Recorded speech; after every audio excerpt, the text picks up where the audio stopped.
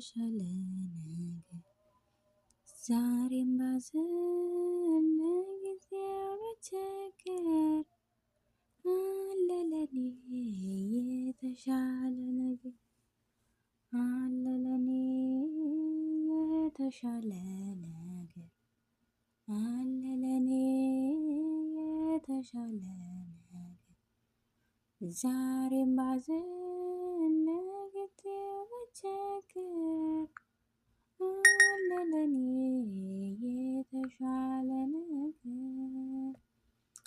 በስመ ሥላሴ ስም በስመ አብ ወወልድ ወመንፈስ ቅዱስ አሐዱ አምላክ አሜን።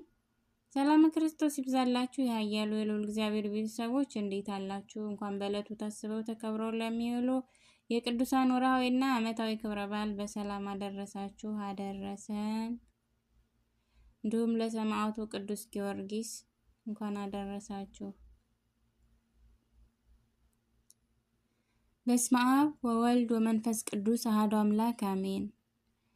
እንኳን ለጻድቅ የዋህና ልበ አምላክ ቅዱስ ዳዊት ንጉሥ ዓመታዊ የዕረፍት በዓል በሰላም አደረሳችሁ አደረሰን።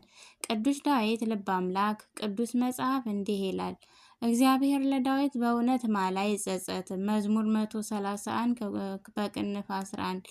አሁን በእግዚአብሔር መጸጸት ኑሮበት አይደለም፣ ቅዱስ ዳዊት የማይጸጸት ፍጹም ወዳጅ መሆኑን ሲገልጥ ነው እንጂ። ጌታ ቅዱስ ዳዊትን እንደ ልቤ የሆነ ፈቃዴን የሚፈጽም ባሪያዬን ዳዊትን አገኘሁት መዝሙረ 88 በቅንፍ 20 ብሎ ሲናገር ሰምተን እጅግ አደነቅን። እንደ አምላክ ልብ ሆኖ መገኘት ምን ይርቅ ምንስ ይደንቅ! ለዚህ አንክሮ ይገባል። ጌታ ይቀጥልና ደግሞ ዳዊትን እንዳልዋሸው አንድ ጊዜ በቅዱስነቴ ማለሁ መዝሙር 88 በቅንፍ 35 ይላል። አቤት አባታችን ዳዊት ክብር የክብር ክብር ውዳሴና ስግደትም ላንተ በጸጋ ይገባል እንላለን። ነቢይ ጻድቅ ቅዱስ ዳዊት 7 ሀብታት ሲኖሩት ከሰባቱም ሀብተ ትንቢት፣ ሀብተ መንግስት፣ ሀብተ ክህነት፣ ሀብተ በገና ወይም መዝሙር፣ ሀብተ ፈውስ፣ ሀብተ መዊ ድል መንሳት፣ ሀብተ ኃይል ተብለው ይታወቃሉ። በሰባቱ ስሞቹም ጻድቅ፣ የዋህ፣ ንጹሕ፣ ብእሲ እግዚአብሔር፣ ነቢየ ጻድቅ፣ መዘመር እና ልበ አምላክ ተብለው ይጠራሉ። ልደት ልበ አምላክ ቅዱስ ዳዊት ስለ ልደቱ ሲናገር እስመናሁ በኃጢአት ተጸነስኩ ይላል መዝሙር 50 በቅንፍ 50። አበው እንደነገሩን የቅዱስ ዳዊት አባት ደጉ እሴይ ከነገደ ይሁዳ የኢዮቤድ ልጅ ነው። ሚስቱን ሰብልን አድርጎ ሰሊብን አንድ ጎለምሳ በዝሙት ዓይን ሲፈልጋት ተመልክቶ ነበር። አንድ ቀንም መንገድ ሄድኩ ብሎ ግን ያንን ጎረምሳ መስሎ ተመልሶ አብሯት አድሯል። በዚያች ሌሊትም ቅዱስ ዳዊት ተጸንሷልና እንዲህ ብሏል። እድገት ቅዱስ ዳዊት ከሕፃንነቱ ጀምሮ ጸጋ መንፈስ ቅዱስ ያደረበት ነው። ሕፃን ሳለ በእረኝነት በጎቹን አያስነካም ነበር። አንበሳውን በጡንጫ ድቡን በእርግጫ ነብሩን በሩጫ የያዙትን ያስጥላቸው ነበር። በጥቂቱ በበግ እረኝነት ስለታመነ ለእስራኤል እረኛ ሊሆን ተመርጧል። መቀባት እግዚአብሔር ሳኦልን ከናቀው በኋላ ከእሴይ ልጆች መካከል እንደ ልቤ የሆነውን ቀብተህ አንግሰልኝ ቢለው ነቢዩ ሳሙኤል ቤተልሔም ገብቷል። በዚችም ከኤልያብ እስከ አሚናዳብ 7ቱን የእሴይ ልጆች ቢፈትን አልሆነም። በቅዱስ ሚካኤል ጠቋሚነት ግን ከእረኝነቱ ዳዊት ተጠራ። ገና ከርቀት ሲመጣ የዘይቱ ቀረኑ ቦግ ብሎ ተከፈተ። በቅዱስ ዳዊት ራስ ላይም እንደ እሳት ፈላ። በአምላክ ምርጫም በ12 ዓመቱ ንጉሥ ተባለ። ዳዊትና ጎልያድ ኤሎፋላውያን በጠላትነት በተነሱባቸው ጌም ጎልድያ የሚሉት የጌት ሰው እስራኤልን ሲያስጨንቅ ለ40 ቀናት ቆይቶ ነበር። ለአምላኩ ስምና ክብር የሚቀና ቅዱስ ዳዊት ግን በድፍረት ገጥሞ በፈጣሪው ኃይል በጠጠር ጥሎታል። ከእስራኤልም ሸሙጥን አርቋል። ግን ቅዱሱ ብላቴና ጎልያድ ደግሞ 6 ክንድ ወይም 3 ሜትር የሚረዝም ሰው ነበር። ስደት ቅዱስ ዳዊት ንጉሥ እንዲሆን ተቀብቶ ዙፋን አልጠበቀውም። ጥላቻውን ጥሎ ስላዳናቸው ፈንታ ሳኦል በገናን እየደረደረ ስለፈወሰው ፈንታም ሊገደል ተፈለገ። ፈጣሪው ከእርሱ ጋር ባይሆንም ይገድሉት ነበር። እርሱ ግን ለ18 ዓመታት በትዕግስት ተሰደደ። ከአንድም 2 3 ጥላቱን ሳኦልን አሳቻ ስፍራ ላይ አግኝቶት በምህረት ተወው። በዚህ የዋህነቱን በብሉይ ሆኖ ጠላቶቻችሁን ውደዱ የምትለውን ሕግ ፈጸማት። ማቴዎስ 7:45 መዝሙር 16 በቅንፍ 4። ንግስና ቅዱስ ዳዊት የስደት ዘመኑ ሲፈጸም ሳኦል ሞተ። ምን ጥላቱ ቢሆን የሳኦል ገዳይ ነኝ ያለውን ተበቀለ። ስለ ጥላቱም አለቀሰ። 30 ዓመት ሲሆነው ነግሶ ለ7 ዓመታት በኬብሮን ለ33 ዓመታት በኢየሩሳሌም ጽዮን ሕዝበ እግዚአብሔርን ጠብቋል። በዘመኑም ጥላቶቹን ሁሉ ድል አድርጓል። በልጁ አቤሴሎም እጅ መሰደድን በሳሚ ወልደ ጌራ መሰደብንም ታግሷል።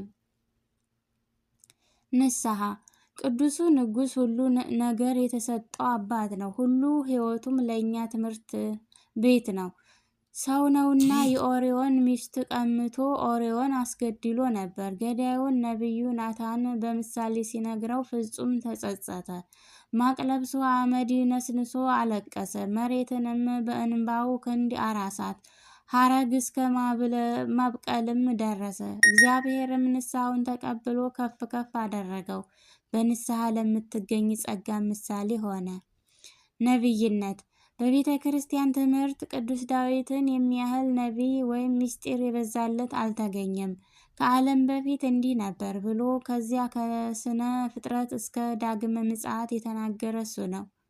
ስለ መላእክት፣ ነቢያት፣ ሐዋርያት፣ ጻድቃን፣ ሰማዕታት፣ ደናግልና መነኮሳት ሁሉ መናገሩ ይደነቃል። ስለ ድንግል ማርያምና ስለ መድኃኒታችን ክርስቶስም አምልቶ አስፍቶ ተናግሯል። 150 ምዕራፎች ባሉት መጽሐፍ ትንቢቱ ኃላፊያትንና መጽያትን ተመልክቷል። ስለዚህም አበው አልቦ ምስጢር ወአልቦ ትንቢት ዘኢትነገር አቡነ ዳዊት ይላሉ። መዝሙር ቅዱሱ ነቢይና ንጉሥ በጣም የሚታወቀው በዝማሬው ነው። ለራሱ ባለ 10 አውታር ለመዘመራኑ ደግሞ ባለ 8 አውታር በገና አዘጋጅቶ ፈጣሪውን ያመሰግን ነበር። 24 ሰዓት ሙሉ ስብሐት እግዚአብሔር እንዳይቋረጥ 288 መዘመራንን በአሳፋ መሪነት መድቦ ነበረ። ራሱን በፍጹም ተመስጦ ማር ማር እያለው እግዚአብሔርን ያመሰግነው ነበር። ቃልህ ለጉሮሮዬ ጣፋጭ ነው እንዲል መዝሙር 118 በቅንፍ 103። የዳዊት መዝሙሩ ለአጋንንት ትልቅ ጠላት ነው። ቅዱሳን መላእክትም በዳዊት መዝሙር ይዘምራሉ። ዘቦቱ ይሴብሖ ሰማያውያን ወምድራውያን እንዲል ዳዊትና ጽዮን ቅዱስ ዳዊት ጽዮንን አንጾ ጽላተ ኪዳኑን አመጣ። ለአምላክ ያዕቆብ ማደሪያን ሊፈልግም ዓይኑ ከእንቅልፍ ተከለከለ። መዝሙር 131 በቅንፍ 2። የፈጣሪውን ፍቃድ ሊጠይቅ ሱባኤ ቢገባ አኮ አንተ ዘትነደቅ ሌተ ቤተ አንተ ሳትሆን የሚሰራልኝ ልጅህ ነው አለው። አያይዞም የሚስጢር ስጋዊን ነገር ቢገልጥለት እናሁ በኤፍራታ ሰማነው ሲል ተናግሯል። መዝሙር 131 በቅንፍ 6። የኪዳኑ ጽላት ወይም ጽዮን ከአቢዳራ ቤት ስትመጣ ከዙፋኑ ወርዶ ከተራው ሕዝብ ጋርም ተቀላቅሎ በበገናና በመሰንቆ ተጫወተ። ስለ ፈጣሪው ክብሩን ተወ። ከዳን እስከ ቤርሳቤ የሚገዛ ኃያል ንጉሥ ነበርና በጽዮን ፊት እየወደቀ እየተነሳ እየታጠቀ እየፈታ ሲዘምርም ሚስቱ ሜልኮል ናቀችው። እግዚአብሔር ግን ከፍ ከፍ አደረገው። መጽሐፈ ሳሙኤል 6:16 ክብረ ዳዊት። እግዚአብሔር ስለ ዳዊት ሲል ኢየሩሳሌምን ብዙ ጊዜ ታድጓል። ሰለሞንና ሕዝቅያስን ነገስታቱን ይቅር ያላቸው ስለ ባለሟሉ ስለ ዳዊት ነው። የሐዲስ ኪዳን የመጀመሪያ ቃል የዳዊት ልጅ የምትል ናት። ማቴዎስ 1:1 ጌታችን ወልደ ዳዊት መባልን ወዷልና እንዲያውም ራሱ እኔ የእሴይ ሥርና የዳዊት ዘር ነኝ ሲል ተናግሯል። ራእይ 22:16 እረፍት። ነቢየ ጻድቅ ልበ አምላክ ቅዱስ ዳዊት እስራኤልን ለ40 ዓመታት መርቶ አረጀ። ምነው ያ ኃያል የእግዚአብሔር ሰው ቶሎ አረጀ ቢሉ ከገድሉ ጽናት ሰውነቱ ተቀጥቅጦ ነበርና። በዚያውም ላይ አንድ ቀን ስለ ሕዝበ እስራኤል ቤዛ የሆናቸው ዘንድ በቀሳፊ መልአክ ፊት ቆሞ ነበርና። ዜና መዋዕል 21:16 ሰውነቱ ደከመ። በዚህ ጊዜም ልጁን ሰሎሞንን አንግሶ በ70 ዓመቱ ከክርስቶስ ልደት 1000 ዓመት በፊት በዚች ቀን አርፏል። ዳዊት በሰማይ። በራእይ ጎርጎርዮስ እንደተጻፈው ቅዱስ ዳዊትን በሰማይ 99ኙ ነገደ መላእክት ከበውት ያመሰግናሉ፣ ያመሰግናሉ። ከእርሱ ዝማሬ ግርማ የተነሳ የሰማዕት ግዝፋቸው ይናወጻል። በገድለ አቡነ ኪሮስ እንደተጻፈው ደግሞ ቅዱሳን ነፍሳቸው ከስጋቸው የምትለየው በዳዊት በገና ጣዕም ዝማሬ ነው። በነገረ ማርያም ትምህርት ደግሞ የቅዱስ ዳዊት ቤቱ ከልዑል አምላክ መንበር ስር ነው። እንግዲህ ምን እላለሁ? ስለ ቅዱስ ዳዊት ከዚህ በላይ መጻሕፍት ብዙ ይላሉ፣ ክብሩ ታላቅ ነውና። በእውነት ያለ ሐሰት ለዳዊት ክብርና ምስጋና ይገባል። አምላከ ዳዊት ስለከበረው ቃል ኪዳን ይማረን፣ ከንጹሐን አምልኮው ይክፈለን፣ በዝቶ ከተረፈ በረከቱም አይለየን፣ አሜን። ታኅሳስ 23 ቀን የሚከበሩ ዓመታዊ የቅዱሳን በዓላት፦ ቅዱስ ዳዊት ልበ አምላክ፣ አባ ጢሞቴዎስ ገዳማዊ፣ አባ ሳሙኤል ጻድቅ፣ አባ ስምዖን ጻድቅ፣ አባ ገብርኤል ጻድቅ፣ አባ ይስሐቅ ጻድቅ። ወርሃዊ በዓላት፦ ቅዱስ ጎርጎርዮስ ሊቀ ሰማዕት፣ ነቢየ ጻድቅ ቅዱስ ሰሎሞን ንጉሠ እስራኤል፣ ቅዱስ ዳንኤል ነቢይ። ከሕዝብም የተመረጠውን ከፍ ከፍ አደረገው። ባሪያዬን ዳዊትን አገኘሁት፣ ቅዱስ ዘይትም ቀባሁት። እጄም ትረዳዋለች፣ ክንዴም ታጸናዋለች። ጠላት በእርሱ ላይ አይጠቀምም፣ የአመፃ ልጅም መከራ አይጨምርበትም። ጠላቶቹን ከፊቱ አጠፋለሁ፣ የሚጠሉትንም አዋርዳቸዋለሁ።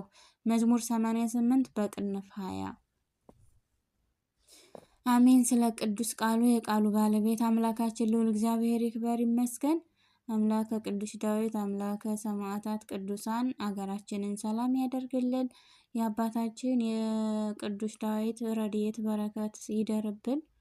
በእውነት ጸጋ በረከቱን ያሳድርብን። አማላጅነቱ አይለየን።